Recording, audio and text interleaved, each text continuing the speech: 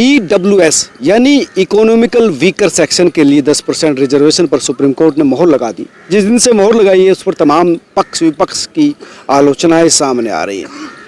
कई लोग इसका स्वागत कर रहे हैं, कह रहे हैं कि सबको हक मिलेगा। वहीं कई लोग कह रहे हैं कि ये जो है आरक्षण के जो सिद्धांत है उसके तहत नहीं है, संविधान का उल्लंघन हुआ है।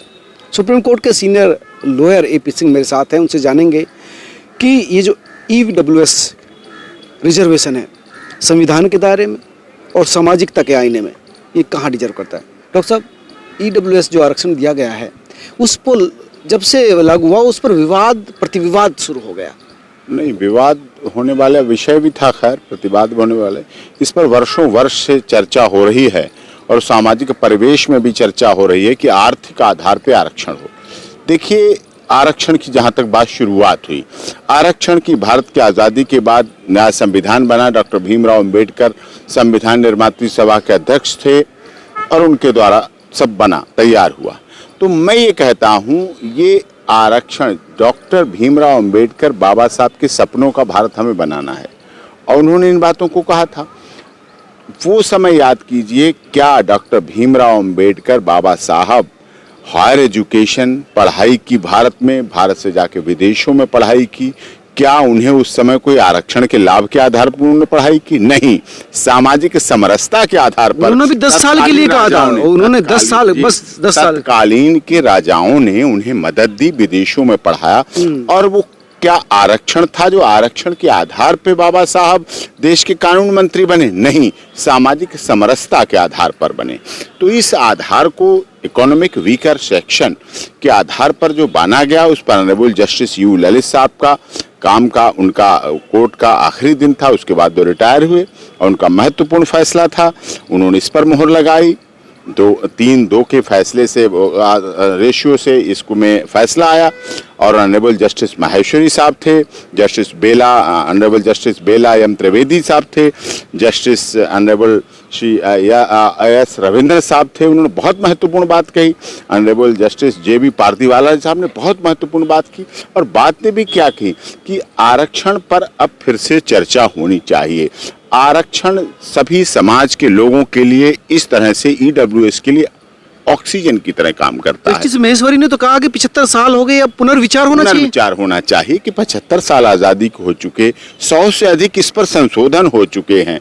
तो 103वां संशोधन, 3वां संशोधन है, तो 103वां संशोधन है। तो उसमें जिस पर 100 से अधिक और 75 साल आजादी के, इसका मतलब साल से भी ज्यादा संशोधन। 10 साल के लिए आरक्षण किया था, 75 साल हो गए, तो अब तो इस पर अब फिर से चर्चा होनी चाहिए। हम ये नहीं कहते, इस देश के गरीब, दलित, शोषित, पीड़ित, मजदूर, मजलूम सभी को न्याय मिलना चाहिए। सबकी सुप्रीम कोर्ट है, सबका संविधान है, सबको आर्थिक संरक्षण, आर्थिक सहयोग, आर्थिक सहायता, आर्थिक उपलब्धता जीवन की मिलनी चाहिए और इस पर माननीय सर्वोच्च मोहर लगाई। ये बड़ी चर्चा का विषय था, बहुत समय से चर्चा का विषय चला रहा था, बहुत इस पर यात्राएं हुई। आर्थिक आधार की आरक्षण की मांग को लेकर 2011 में मैंने देखा। सवाल ये है डॉक्टर साहब जो कह रहे हैं कि अब इसको लेकर, आर्थिक आधार को लेकर अब और भी मांग उठेगी कि सिर्फ आरक्षण खत्म कर आर्थिक आधार पर आरक्षण होना चाहिए। हाँ, आर्थिक आधार पर जो मांग उठ रही है उसमें जायज है, सरकार को देखना चाहिए, एनालिसिस करना चाहिए, उस पर सोचना चाहिए, समझना चाहिए, विचार करना चाहिए, बड़ी चर्चा करना चाहिए, सामाजिक संगठनों से चर्चा करना चाहिए, जातिगत संगठनों से चर्चा करना चाहिए, संवैधानिक चर्चा करना चाहिए। इसको चर्चा का विषय लाया जाए तो उसका रिजल्ट निकलता है, तो उसमें परिणाम आते हैं। जब परिणाम आते हैं तो निश्चित तौर पर आगे भी भविष्य अच्छा बनता है। हम आखिरकार अपने देश की आम जनता के लिए तो चिंतित हैं। क्या असली दलित, जो दलित है, जो पीड़ित है, शोषित है, मजदूर है, मजलूम है, उसको आज भी आरक्षण का लाभ मिल पाया है? आज़ादी के 75 साल के बाद भी गरीब गरीब होता चला गया। क्यों? क्योंकि आरक्षण का सदुपयोग नहीं हुआ। क्रीमी लेयर की बात आती है, जिन लोगों को आरक्षण की जरूरत नहीं है उनकी बात आती है, वो फायदा लेते हैं। माननीय प्रधानमंत्री विश्व के यशस्वी प्रधानमंत्री हैं, देश के हैं, उन्होंने कहा था कि जिनको गैस की सब्सिडी की जरूरत नहीं है उन्हें छोड़ देना चाहिए। ऐसी बात उठनी चाहिए। जिनको आरक्षण की जरूरत नहीं उन्हें छोड़ देना चाहिए। जिन सांसदों को, विधायकों को अपनी सैलरी की जरूरत नहीं है, जिनकी आय बहुत ज्यादा, उन्हें आय अपनी सैलरी छोड़ देनी चाहिए। देश को जरूरत है। देश कोरोना महामारी से 2 साल लड़ा है, लोगों ने संघर्ष किया है। लोगों के लिए आवश्यक है कि देश के बड़े विकास के अब लिए एक बड़े बात काम और लेने इस पर जो है पड़ते हैं। दूसरे विवाद भी आ गए कि जो 50% की जो सीमा थी अब उसको क्रॉस कर लिया है। हालांकि सरकार का कहना है कि वो 50% के रिजर्वेशन को नहीं छुआ है, ये बाकी जो अनरिजर्व था उसमें से ईडब्ल्यूएस को दिया था। लेकिन कई लोगों का कहना है कि 50% की सीमा को क्रॉस हो गया। अब जो दूसरे ग्रुप हैं, कई राजनीतिक दल कह रहे हैं कि ओबीसी की जो है सीमा बढ़ाई जानी चाहिए, रिजर्वेशन का फिर से मूल्यांकन होना चाहिए।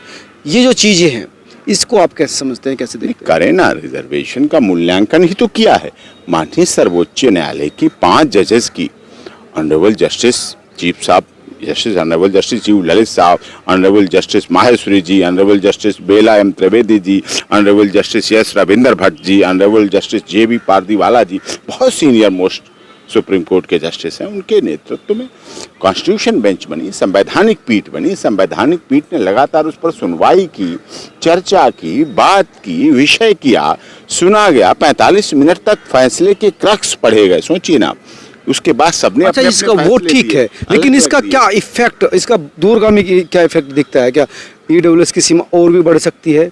क्या इसको लेकर जो है फिर से ओबीसी SC ST का आरक्षण जो है फिर से बढ़ाया जा सकता है, या उनका आरक्षण कम हो सकता है, या किस तरह की जो कई तरह की समस्या है? कुछ चीजें जनगणना पे आधारित हैं, लेकिन ईडब्ल्यूएस का 10% आरक्षण ऊंट के मुंह में जी रहा है। इसको बढ़ाना चाहिए, जिससे हमारे सवर्ण समाज के लोग भी, हमारे दलित समाज भी अपना है, हमारा भाई है, हमारे अंग हैं, इस शरीर के सभी अंग हैं। अगर इसको डिवाइड करते हैं हम शरीर के अंगों को, तो ब्राह्मण, क्षत्रिय, वैश्य सब के बिना नहीं चल सकता, इनके बिना वो नहीं चल सकता। इसमें सिर्फ जनरल नहीं है, इसमें मुस्लिम भी है, इसमें ईसाई भी है, अनरिजर्व ऑल कैटेगरीज है। तो इसमें धार्मिक रूप से जो लोग नहीं थे वो भी, उनको भी आरक्षण दिया गया। तो ये बड़े मतलब समाज के तकबे को छू रहा है। हमारा देश धर्मनिरपेक्ष राज्य है। हम धर्मनिरपेक्षता के आधार पर चलते हैं, और इस आधार पर जो फैसला है माननीय सर्वोच्च न्यायालय का बिल्कुल सही है। और इस पर आगे भी अब जो कोड किया है, जो ऑनरेबल जस्टिस ललित साहब ने कोड किया, ऑनरेबल जस्टिस माहेश्वरी साहब ने कोड किया, जो चीज़ें कोड की कि अब आरक्षण या तो खत्म हो जाना चाहिए या बिल्कुल खत्म हो जाना चाहिए। जातिगत आरक्षण बिल्कुल खत्म कर दीजिए। पादरी वालों ने तो कहा कि ईडब्ल्यूएस भी अनंत काल तक कोई नहीं होना चाहिए इस पर व्यवस्था, मतलब वो आरक्षण ही नहीं होना चाहिए। वो तो कहते हैं आरक्षण ही नहीं होना चाहिए। तो वो भी ऑनरेबल जस्टिस है, उनका भी व्यू है।